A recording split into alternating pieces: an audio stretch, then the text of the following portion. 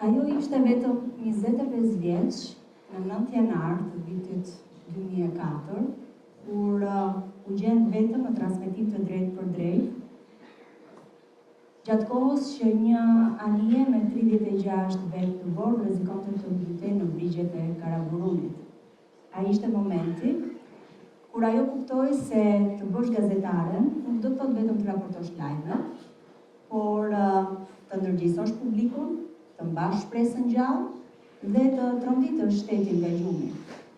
Kjo ngjarje u bë boshti etik i punës së saj profesionale, pasi për 21 vitet e mëpasme, ajo ka parë që mediat shqiptare të cilat janë ngritur si pushteti i katërt në Shqipëri në premtimin për të qenë të pavarura dhe në interes të publikut, u kthye në vegla të pushtetit politik, të komprometuara nga interesa, pronar dhe censur e heshtur. Ajo vjen sot për të treguar se ndoshta ka ende shpresë që gomonia e të vërtetës të mos mbytet në këtë vend. Ajo është Sonila Meço.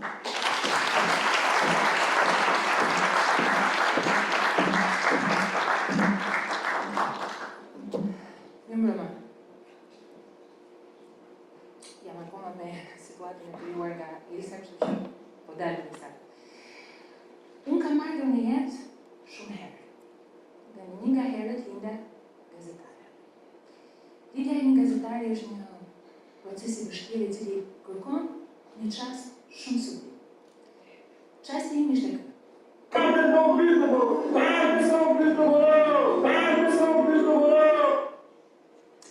Ishte 9 janar i vitit 2004. Asaj një gomone ishte nisur nga gjiri i Palasës në Vlorë, drejt brigjet italiane. Pson një defekt në ujërat e gatishullit të Karaburunit, me 36 persona në bord. 28 njerëz humbën jetën, midis moshës 15 dhe 33 vjeç. Kryesisht në shkolla. Asaj kohë unë kisha më pak se 3 vjet që punoja edhe në media. Them edhe sepse dita ime ndahej në një fluks frenetik midis auditorëve të fakultetit, ku sa kisha nisur pedagog i finance në Universitetin e Tiranës, dhe studieve të televizionit. Një lloj euforie adrenaline, e cila, të them të drejtën, nuk më lindë të kuptoja, nëse po kuptohesha në pasionet që kisha në jetë, apo nuk kisha pasione fare, a ndoshta kisha ngatuar pasionin tim më të madh. Më kujtohet që asaj kohë përpiqesha ta vidhja nga pak profesionin. Edhe me gjithse ngatroja në për studio, ngatroja në ato sinkronin me mbulimin, tranzicionin, me splitterin, ngatroja ku ishte pika O, që do të lexoja zërin, ku ishte montazhi, kështu me radhë, por kjo pak e rëndësishme ishte, në atë kohë më përpiqesha të zgjidhja gjithçka në maksimum. Dhe në këtë vrapim të çuditshëm deri në atë kohë, kisha provuar të bëja edhe speakerin, edhe prezantuesin e programeve sportive, të prezentoja në ndonjë spektakël dhe të hyja në ato që quajmë maratona gjatë transmetimeve zgjedhore.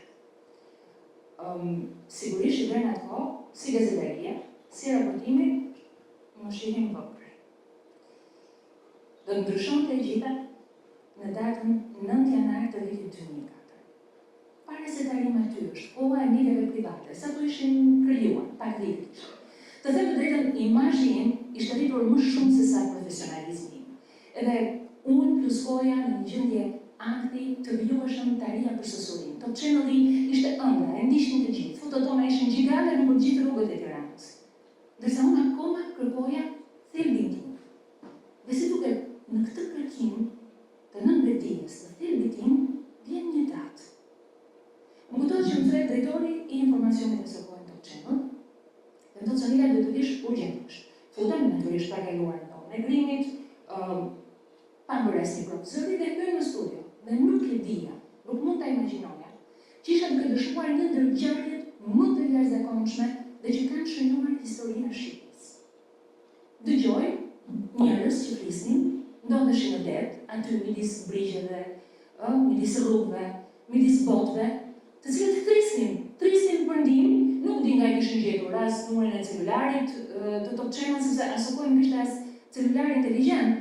Dhe thrisnin dhe në çdo pjesë që më thoja, ju lutem, prisni aty, keni media dhe të gjithë zanoret që vinë nga goja ime, çdo ngjyrë të zërit tim, dhe aty kapeshin si në një spirancë, sikur ishte oksigjeni që do të mbante gjallë. Më besoni.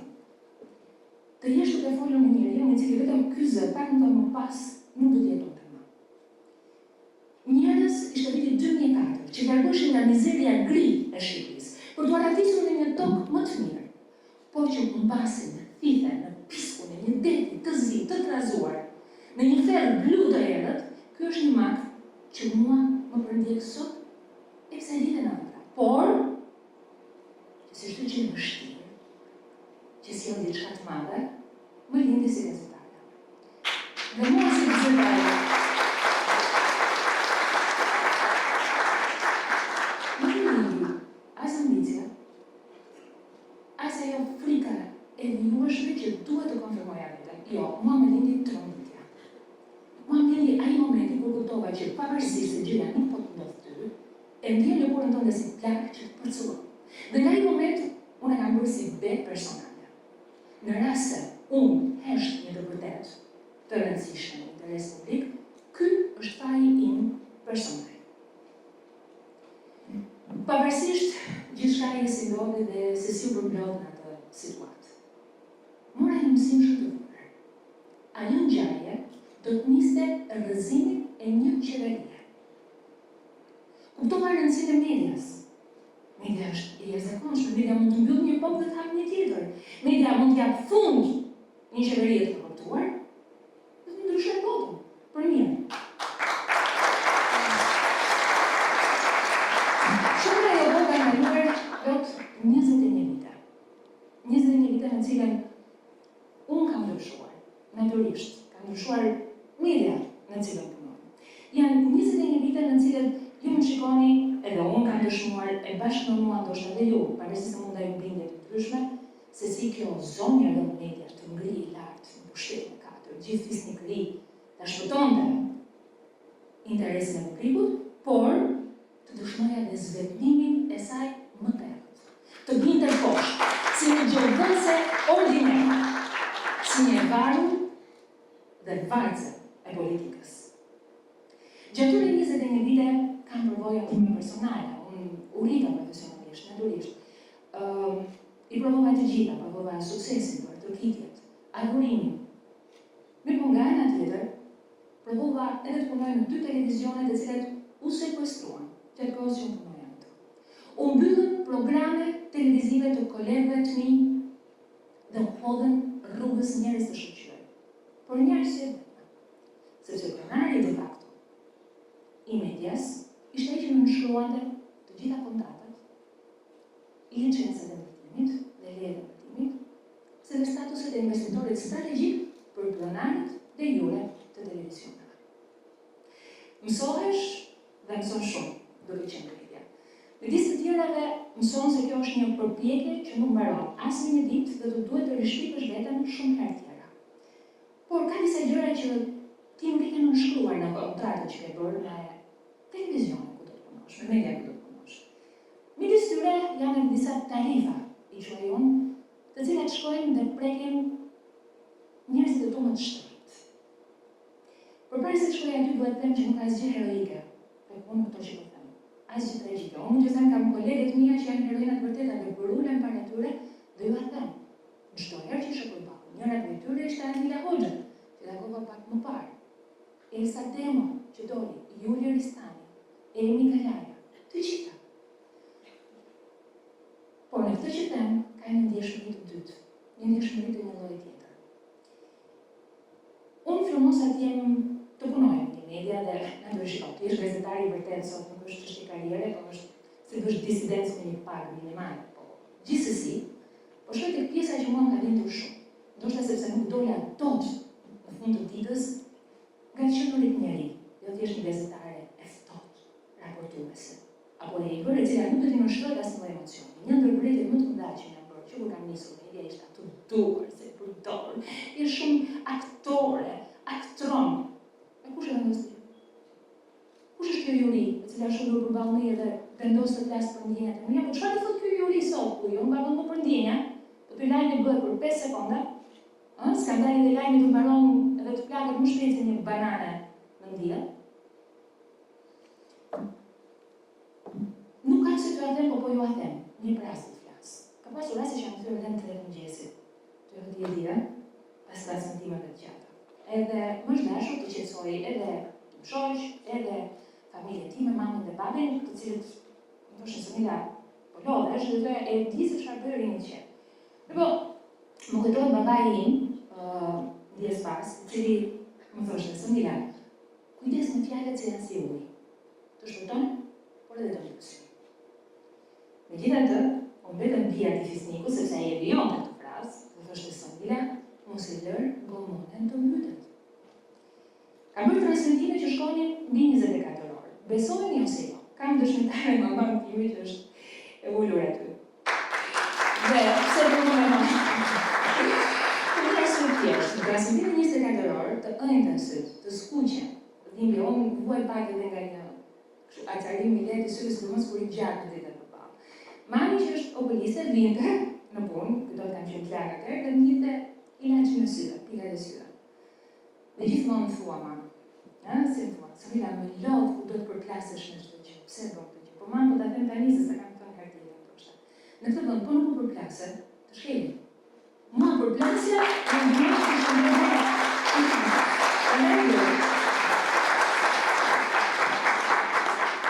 Por ndërkohë, unë e di që kjo nuk është mision i letë. Madje, e di si e konceptoj unë gazetarinë në ditën që kam rritur.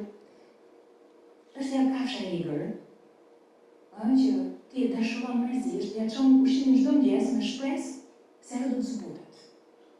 Dhe këtë ndjenjë kur përpiqem të sqaroj vajzën time Amarisin. Unë ka pasur raste që në transmetim kam dalë edhe shtatzën, dhe deri në ditën e fundit kam qenë transmetim. S'ka heroizëm, po nuk mos u shqetëson. Do të një gjë tjetër. Amarisi u rit me mua, vajza ime brenda barkut tim, i dëgjonte edhe ajo të gjithë lajmet. Kur lindi isha e bindur që do të ishte një ndjeshmëri të ndryshme, siç kanë fëmijë që mund të me muzikën, me tonën e kështu me radhë. Amarisi në fakt ka një qasje të ndryshme dhe më thotë, ndoshta siç është shkrues. O ma, a e ke kjo punë që bën edhe po të kishe një pedagoge për shembull ekonomikut. Do ishe qep, nuk të kishe ditë të zgjera. Dhe Amarisi andeti dhe që të shkeme të, po si të ta shpjegoj, thjesht ta kuptosh. E para një herë në këtë botë kaotike, ku gjithë flasin, ti është gazetar të thotë të dëgjosh. Edhe ky është një moment shumë i rëndësishëm. Unë do të jap disa arsye që do të vlen në jetë edhe nëse nuk je gazetar, por je një komunikues. Për shembull, unë e konsideroj gazetarin një laborator psikologjik të jashtëzakonshëm. Ti aty i sheh të gjithë llojet të dramave, por edhe përballjet që ka njeriu si individ me pushtetin, me frikën, me lavdinë. Dhe brenda të gjithë këtyre ti mund të mbasësh, mund të fitosh në momente të caktuara, po kthehet në një përvojë të jashtëzakonshme që kupton të gjithë. E dyta, në lidhje kur është tim, vlerën e këtyre më të rëndësishme pas lirisë. Unë kam intervistuar në 25 vjet të karrierës time personalitete shumë të rëndësishme të Shqipërisë dhe jashtë saj. Kam intervistuar, kam folur dhe kam treguar histori të njerëzve më të pamundur, më të parëndësishëm. Dhe më besoni ka një fill të përbashkët të gjithë.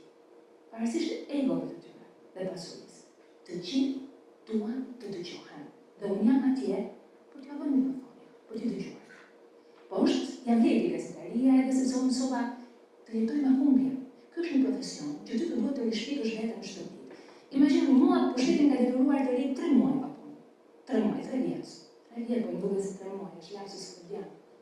3 vjet pa punë. Po megjithatë unë nuk duhet të çohesha përsëri dhe të filloja nga e para. Një ditë programet e mia ishin këtu, ditën tjetër mbylleshin. Një ditë i merri duar të kitit e miliona njerëzve, një herë të merri mallkimet e të gjitha atyre që shkruajnë në rrjetet sociale. E megjithatë, thelbi është një ndër të rishpikësh veten pa dalë nga rrjetja. Paradoksale të Amari se di, po durim. Do ta kuptosh edhe ti kur të vjen. Ka arsye tjera për cilën jam vlen, sepse duhet të jenë njerëz që nuk dorëzohen në këtë botë. Njerëz që nuk dorëzohen, kanë nevojë ta marrin të vërtetën për dorë dhe ta ngrenë lart, ta bëjnë që të dëgjohen. Po ngrit qita. Gazetaria është një dokument i kujtesës, i cili në një kohë si që vuan në amnezi kolektive, ndihmon që mos të kthehet kjo harres që na ka përfshirë në një trashëgimi biologjike. për këtë arsye, jam e lumtur që bëj gazetare kam marrë si dashur. Pa leku më kthehen kam edhe nxënës mosha të ndryshme në një akademi ku jap edhe orë komunikimi, folur rubrike dhe vetëbesime. E zyshe, doli inteligjenca artificiale, e hëngre, do dali një sonit, më e gjatë se ty, më e bukur se ty, më e mençur se ty, që do flasë më rrjedhshëm se ty, do t'i bëj të gjitha në mënyrë perfekte. Çfarë do bësh kur të rritesh tani zysh sonile? Ngjesh edhe po, dakor, do t'i bëj inteligjenca artificiale, gjitha ka. Do bëj kronika për 5 sekonda, do ta përkthej tekstin pa e lexuar fare. Do të sjellë imazhe perfekte të ngjarjeve që nuk kanë ndodhur. Por, do ketë një problem. Nuk mund të shprehet e lirë dhe nuk e ushqen tot lirinë e saj dhe pikë. Madje, ajo nuk arritur frekuencat e saj garancie që unë kam dhënë në datën 9 janar 2004 nga një studio televizioni ku isha e vetme që duhet të vlisja me njerëz që ishin në luftën midis jetës dhe vdekjes. Nuk e bën inteligjenca artificiale.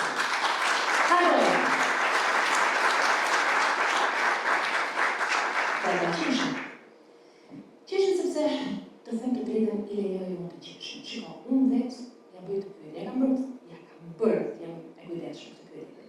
A ja vjen. Sepse ky është një profesion i gazetarisë sidomos në Shqipëri. Është një lloj si kur t'jesh kopshtar në një pyllit tropikal. Imagjinoni vetë se ç'duhet të heqësh. Është një lloj si të dalësh te një gjuetar i së vërtetës që duhet të merresh në një sport ekstrem. Në një kohë do të jesh detektive, do të jesh psikologe, do të jesh komediane, të durosh të gjitha etj.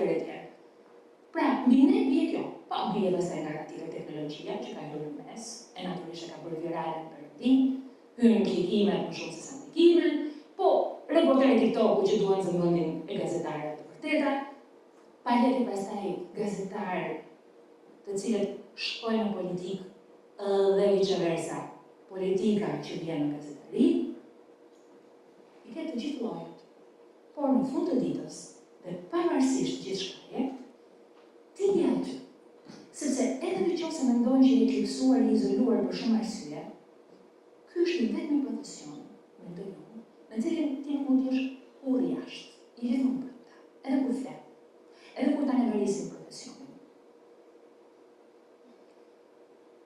Kam një dashuri dhe lexoj, pasione që kam unë për këtë profesion. Unë vetë, të them të drejtën, kam pushuar se bëj pyetjen ka kohë. Për mua, ato 9 janari i 2004-s është përfaqur në 9 janar të tjerë në miniaturë në çdo ditë të jetës shqiptare dhe nuk ka terren më fertil, më pjellor se sa Shqipëria për të bërë gazetari. Dhe ti pyet, po, a ja vlen ta bëj në një vend ku votohet masivisht autokracia, ku po vjen rregullisht diktator? A ja vlen të vijosh të bësh gazetare siç kanë bërë autore, kanë bërë drejtore në informacione, pastaj më kanë lënë pa punë, pastaj më rikthyer prapë, kam nisur nga zero, kam bërë të shara, fyerje, kjo e televizionit të Ramës, kjo e televizionit të Salës, kjo që të Majtas, kjo që të Djatas, dil tu, shko atje, bëj atje. Sonila jo, në fund të ditës. Dhe në rast se nuk e distiloj dot të gjithë llumin dhe ndajtën që lidhet mua me kolegët mi në media, kjo është paftësia jonë. Sepse kush do të besoj në këtë.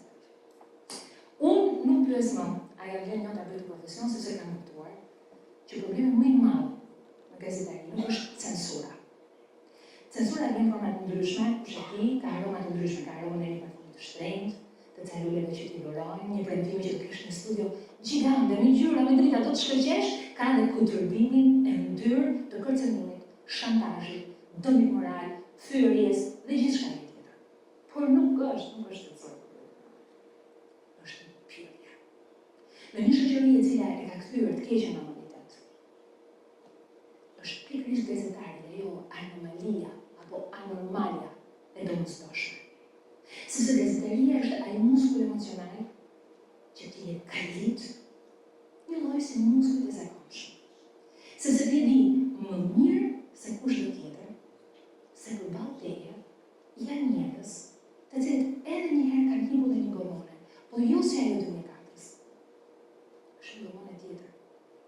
Prandaj, edhe unë vërtet linda si gazetare në një kohë kur mbytej një gomone shpirtrat të gjallë, ama së bashku me kolegët e mi, kemi vendosur të mbetemi gazetare për të mos lejuar mbytjen e një gomone e tjetër.